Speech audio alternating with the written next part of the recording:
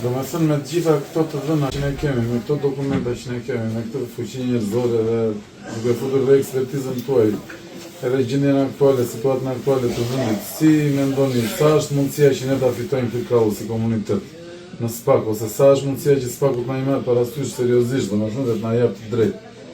Unë mendoj që me të gjithë këto dokumenta që ju më servirët ditën e sotme, me të drejtën tuaj, që ju jeni autokton, që keni pasuri të trashëguar apo dhe pasuri të përfituar me ligj, të cilën duan t'ja u grabisin, unë mendoj që drejta juaj është absolute dhe nuk ka shtet apo institucion që mos i marrin përsipër, dhe për këtë arsye mendoj që fitoria është e garantuar.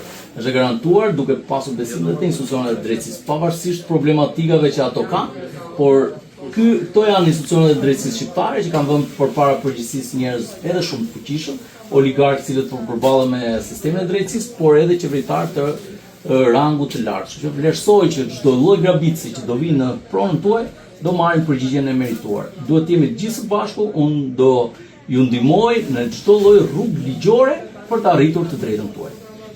Shumë faleminderit. Dhe ju shumë të besuat. Është një shpresë shumë e madhe, një dritë jeshile. Faleminderit.